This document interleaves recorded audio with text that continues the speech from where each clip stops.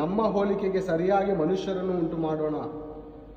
ಆಮೇಲೆ ನಮ್ಮ ಸ್ವರೂಪದಲ್ಲಿ, ಅಂದರೆ ದೇವರು ಒಬ್ಬರೇ ಇಲ್ಲ, ಅಲ್ಲಿ ತಂದೆಯಾದ ದೇವರು ಒಬ್ಬರೇ ಇಲ್ಲ.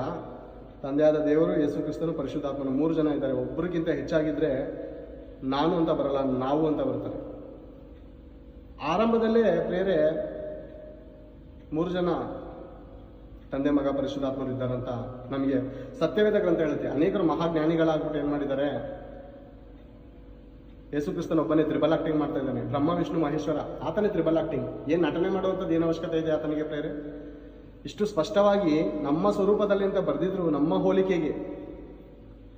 ಹೋಲಿಕೆಗೆ ಅಂದರೆ ಒಬ್ಬರಿಗಿಂತ ಹೆಚ್ಚಾಗಿದ್ರೆ, ಇದು ಚಿಕ್ಕ ಹುಡುಗನೂ ಗೊತ್ತು ಪ್ರೇರೆ.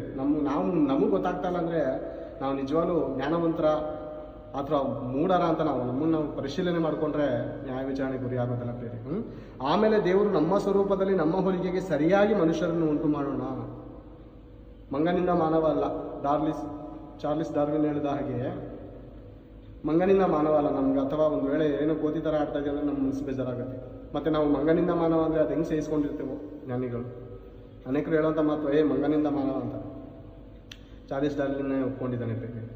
ನಮ್ಮಲ್ಲಿರುವಂಥ ಎಲ್ಲ DNA ಒಂದೇ ತಾಯಿಯಿಂದ ಬಂದಿರುವಂಥದ್ದು ಅಂತ ಚಾರ್ಲಿಸ್ ಡಾರ್ವಿನ್ ಅವರು ಒಪ್ಕೊಂಡಿದ್ದಾರೆ.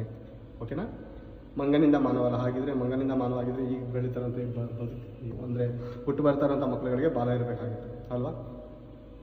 ಮಂಗನಿಂದ ಮಾನವಲ್ಲ. ಸ್ವತಃ ದೇವರು ತನ್ನ ಕೈಗಳಿಂದ ನಮ್ಮನ್ನು ರೂಪಿಸಿದ್ದಾನೆ. ನಾವು ದೇವರ ಸ್ವರೂಪಗಳು, ದೇವ ಸ್ವರೂಪಿಗಳು ನಾವು. ಹೋಲಿಕೆಗೆ ಸರಿಯಾಗಿ ಮನುಷ್ಯರನ್ನು ಉಂಟು ಮಾಡೋಣ. ಅವರು ಸಮುದ್ರದಲ್ಲಿರುವ ಮೀನುಗಳ ಮೇಲೆಯೂ, ಅಂತರಿಕ್ಷದಲ್ಲಿ ಹಾರಾಡುವ ಪಕ್ಷಿಗಳ ಮೇಲೆಯೂ, ಪಶುಗಳ ಮೇಲೆಯೂ, ನೆಲದ ಮೇಲೆ ಹರಿದಾಡುವ ಎಲ್ಲ ಕ್ರಿಮಿಕೀಟಗಳ ಮೇಲೆಯೂ, ಎಲ್ಲ ಭೂಮಿಯ ಮೇಲೆಯೂ ದೊರೆತನ ಮಾಡಲಿ ಅಂದನು. ಅಂದರೆ ಯಜಮಾನನಂತಿದ್ದು ನೀನು ಆಳ್ವಿಕೆ ಮಾಡೋದಕ್ಕೋಸ್ಕರ ದೇವರು ಈ ಲೋಕಕ್ಕೆ ನಿನಗೊಂದು ಯಜಮಾನದ ರೀತಿಲಿಟ್ಟಿದ್ರೆ ಇವತ್ತು ಪ್ರಾಣಿ ಪಕ್ಷಿಗಳಿಗೆ ಕೈ ಮುಗುವಂಥ ಪರಿಸ್ಥಿತಿ ಮನುಷ್ಯರಿಗೆ ಬಂದಿದೆ. ಯಾಕಂದರೆ ದೇವರ ದೃಷ್ಟಿಯಲ್ಲಿ ಪಾಪ ಮಾಡಿದಂಥ ಕಾರಣಕ್ಕೆ ಚಿಕ್ಕ ಜಿರ್ಲೆ ಬಂದರೆ ನಮ್ಗೆ ಭಯ, ಇಲಿ ಬಂದರೆ ಭಯ, ಹಾವು ಬಂದರೆ ಭಯ. ಅಂದರೆ ಇದ್ರ ಮೇಲೆ ನೀನು ಯಜಮಾನನಂತ ಇರಬೇಕಪ್ಪ.